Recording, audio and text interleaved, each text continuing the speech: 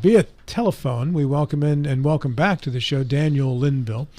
Daniel is a delegate out of the 22nd, that's Cabell County, Chairman of Environment, Infrastructure, and Technology. Daniel, great to have you back on the program, sir. Rob, John, Maria, good morning. Thanks for having me. Have you or anybody important you ever dropped anything important down the sink, Daniel? A number of times, but I actually took it apart myself. Yes. Ooh. That happened to me at Christmas. My wife dropped her Christmas gift down the sink, and I heard, as we were going to bed, I heard a shriek. And I said, "What happened?" She said, "I dropped my, whatever it was, down the sink." And I said, "Get away, put something over the sink, we'll deal with it in the morning." And then I did what you did, and I took that funk-filled Sometimes just a little pair of, not a little pair, but a big pair of pliers, like from the kitchen, you can get in there. Not with that stopper. flat top the stopper stopper thing. Gets Okay. in the way. Yeah. Daniel, let's talk about data centers. We have one coming into Berkeley County in the near future. In fact, on the grounds close to the grounds where Maria used to work at hospice. And I want to talk specifically about the language as this was passed, for one, in that, and I understand the goal was to have one uniform set of code, basically, so that a data center moving into the state could have the same rules in Tucker County that they could have in Boone County that they could have in Berkeley County. Were you in favor of that? And if so, why? And why was that important? Well, so absolutely I was. And the idea behind that is that many times these data centers and folks looking even to generate power for them are looking at each and every state at a very high level. And one of the big pieces of uncertainty that they have when they're selecting where they would invest tremendous amounts of dollars and provide additional employment is sort of the regulatory body. And a lot of times when there's a lot for them to sort of review once they start looking at different sites, they'll spend millions and millions of dollars just sort of reviewing, okay, what do we need to do to comply if we selected this site versus that site within a state? It's something that makes us much more attractive for this investment as compared to other jurisdictions around the country. And so with the amount of revenue that's associated here with what that represents for our school districts, for our personal income tax, for any number of very, very good things, we felt like that was the best thing possible to do for the entire state of West Virginia, and we're beginning to see that. When Republicans were in the minority in the state, there were a lot of complaints about a top-down approach from Charleston. Republicans wanted more local control. And this does not seem to me like local control. It seems more top-down from the state, though, Daniel. Well, so I would actually take issue with that, and I've done a lot of thinking about what you mean when you say local control, and specifically, I think a higher level of government very, very often, and this is actually a sort of a by design thing of our entire form of government, tells a lower form of government what they cannot do, not necessarily what they must do. And so from a local control perspective, we try not to tell you what you have to do. We try to tell you, or your lower form of government, what it can't do. And so we think it's going to bring a lot of prosperity here, and I'm happy to get into sort of what data centers mean for our school systems, for our sheriff's offices, for our county services, and certainly that on a state level as well. How many are you looking at the moment, realistically, coming into the state within the next couple of years? There are dozens of potential projects that I'm aware of out there, and I'm sure that I'm not in all of those conversations.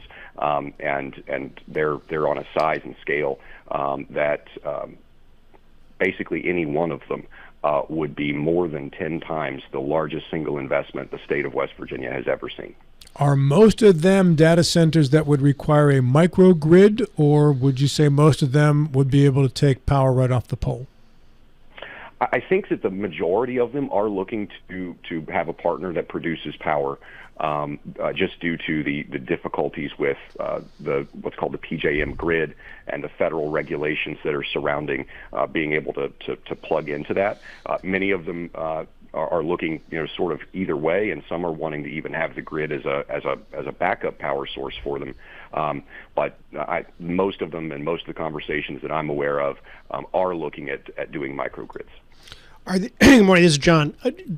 Are these data centers being targeted for areas of the state that desperately need the new income, where industries have collapsed over the last couple of decades, or are they going to be concentrated around Loudoun County, which is where half of the world's internet goes through? Well, I can tell you that actually the majority of the projects that I'm aware of are more in my area of the state as compared to even the Eastern Panhandle. Though there are some that are looking at the Eastern Panhandle, as was just mentioned a moment ago.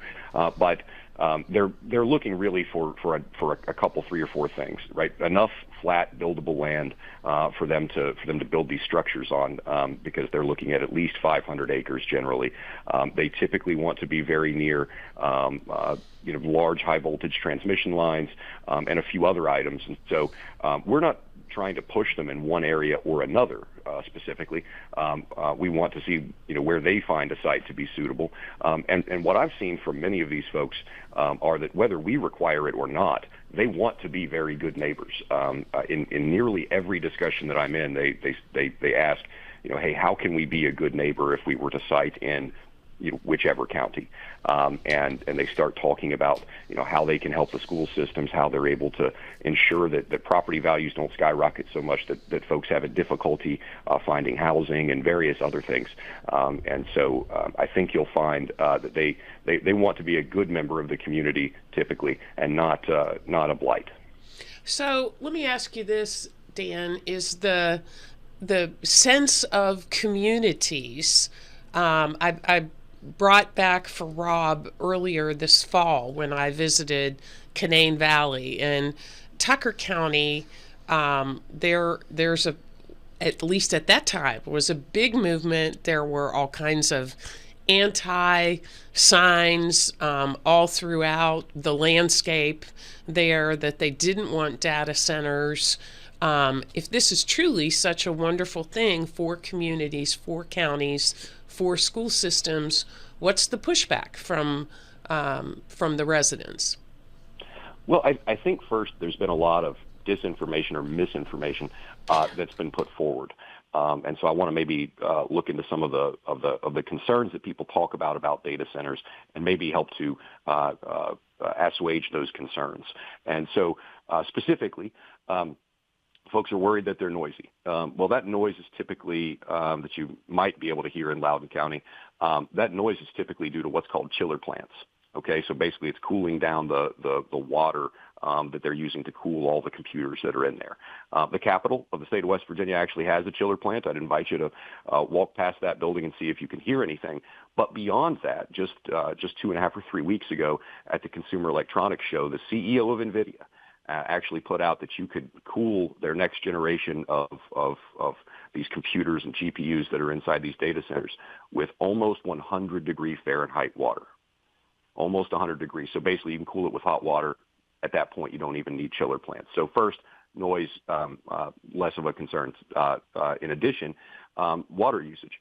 They might have an initial draw of water, but again, you can recirculate that water if there's not really a need to cool it anymore. So from a resource perspective, I think there's less of a concern. And then it's just constructing a building. And so from that perspective, I understand that there are folks that have concerns there in Tucker County, and I want to be very respectful of that. I do recognize, at least what I've been told, is that the construction area is an old strip mine, and probably a beautiful building as compared to a strip mine might be a nicer thing to look at than sort of an old strip mine. So from an environmental standpoint, you're confident and feel good about the building of these data centers throughout the state? Yes, ma'am. The power draw on data centers, one of the questions we get in our Facebook comments section during the show, Daniel, has to do with power rates. Mm-hmm. And so far we've gotten answers on both sides of the spectrum depending on who we've interviewed. Do you have a clue as to which way this will tilt power rates? Some tell me because we're selling more power, the rates will be cheaper. Others tell me because there'll be less of it, rates will be more expensive. Any idea which way it goes? Yes. So at the Governor's Energy Conference, and let me pause by saying that neither of our power companies have ever said something like this before. In fact, every time that we do something that should help rates, and meaning to make them hopefully make them lower, the power companies have never committed and said on the record that that rates would go down. They'll say things like, "Well, it will offset future rate increases," or something like that. The chief executive officer of Appalachian Power said openly on a panel that because we have excess capacity in the AEP territory for West Virginia, that if a 1 gigawatt data center goes into that territory, electric rates will go down. I'm going to then go a step further and mention that obviously if it's done on a microgrid and they're generating their own power, that cannot impact the rates of anyone paying for traditional electricity through the electric grid.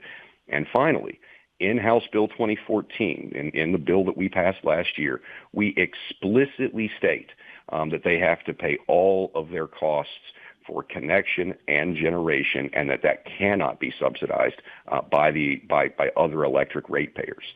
And in fact, we even take some of the tax revenues that come in and place that into what's called an electric grid stability fund. And so the idea behind that is completely separate from even what the data centers may wish to do. If you need a utility pole replaced that ordinarily the ratepayers would pay for just in the normal course of business, this fund can help pay for that.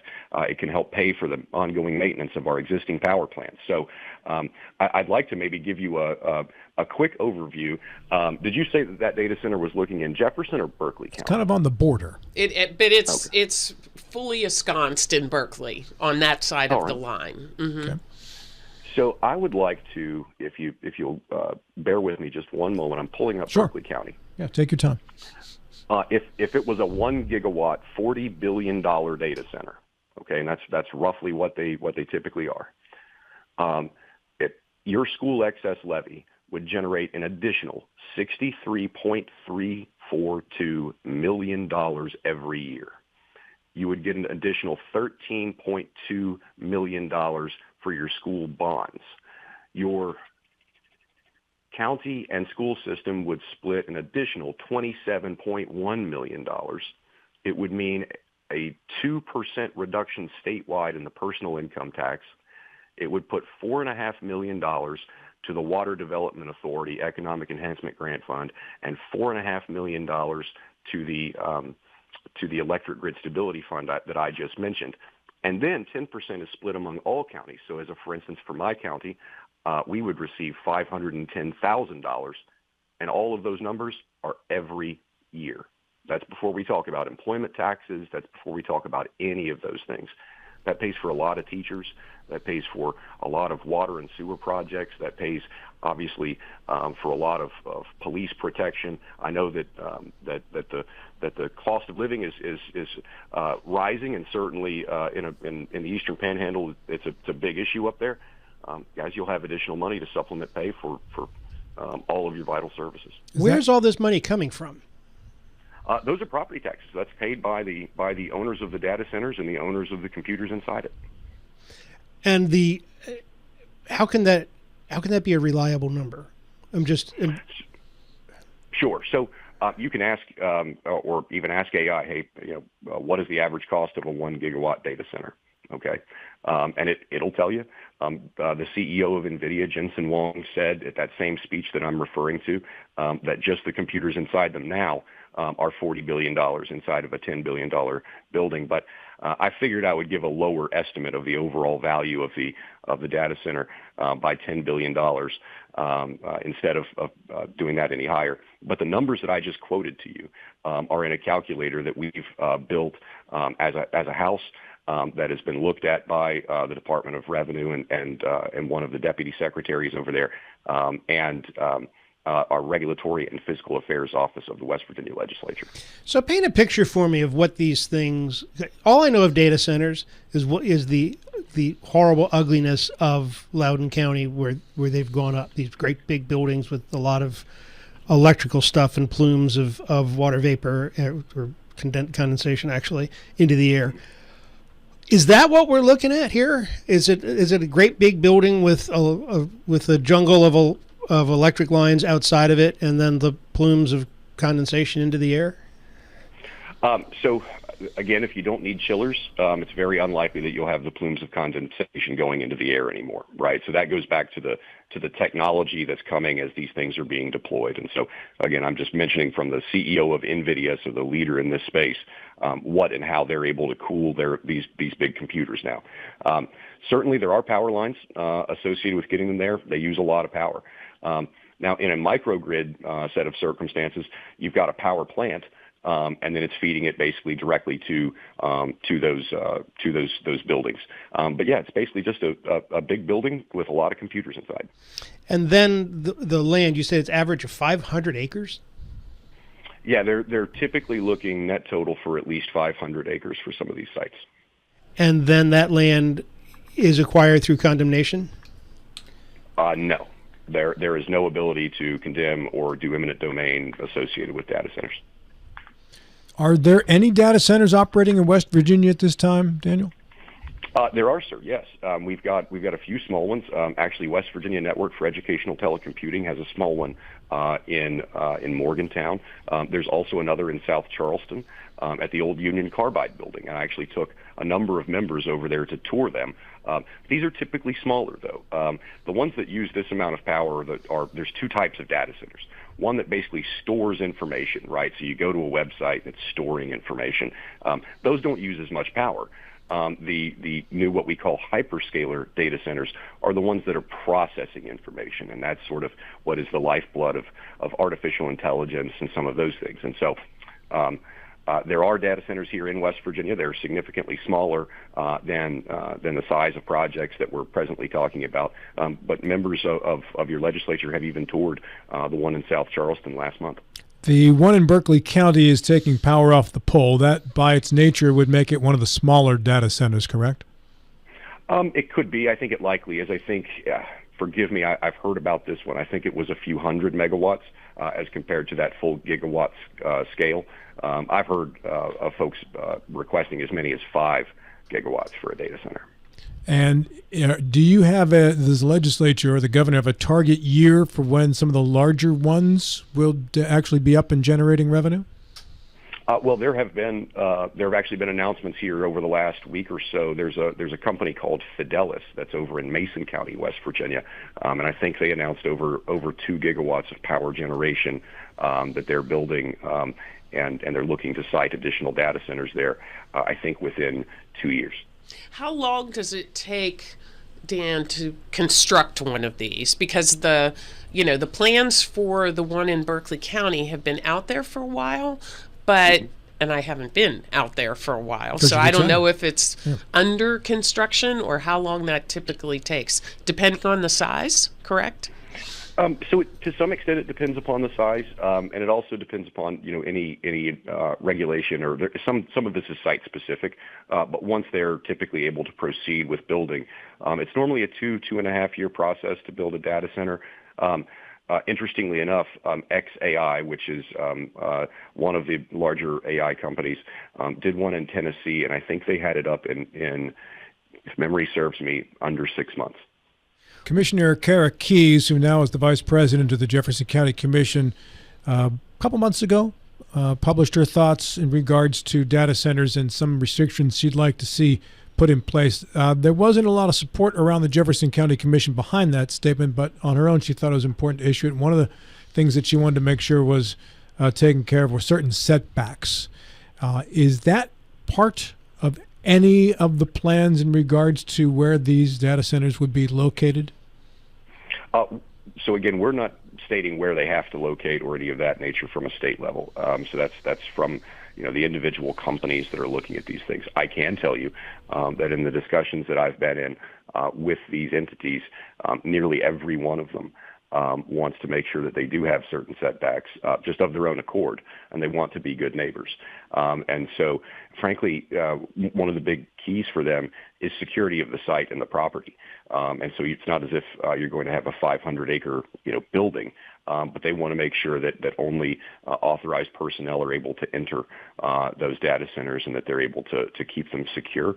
And so I think in large part that nearly all of them will do that one way or the other. Is the company constructing and owning the building, or are they leasing it from the state?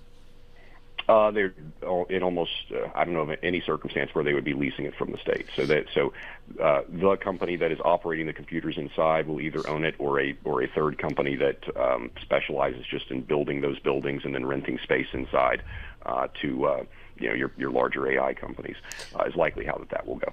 And most of these 500 tracts of land are privately owned, so they're the pieces of land are up for sale, or who owns the land to begin with? Typically, I mean, the state doesn't. Well, the state owns some land, but the state doesn't own all that much land, and so typically that is going to be land that is owned by private property owners, and it is entirely up to them as to whether or not they wish to or do not wish to sell their property. There seems to be a sense of secrecy, a veil of secrecy about so much of this, from the application process to what's going to go where, and why is that? Well, a lot of it, frankly, is the competitiveness of the economy. So, where I'm going with that, right? There are 7 or 8, absolutely large, sort of AI companies, and they're all in competition. And so frankly, there is a whole industry of folks that do corporate FOIAs, and so that's in order to get business intelligence about what your competitors are doing. And with the size and scale of some of these investments, there are certainly huge competitive advantages to knowing what your competitor is considering doing. So I think that's actually the largest piece of it. And I think that there are, I know that there are a number of companies competing in the space, competing for land, competing for power generation, competing for all manner of things around these deals. And so I think that's why you're seeing, people trying to keep their cards close to the vest. Daniel, we are just about out of time. I thank you very much for yours. I've got 30 seconds if you have a final thought about this. Well, I think that the revenues associated with these can be a game changer for any county that they're in, can be a benefit for all counties, and is a way that we can ultimately get rid of our personal income tax as well. So I think that there's going to be a lot of new teachers employed, a lot of new school service personnel, and a lot of sheriff's deputies employed anywhere that you see a data center. Thank you, Daniel. I appreciate the intel on this. Good stuff, man. Thanks.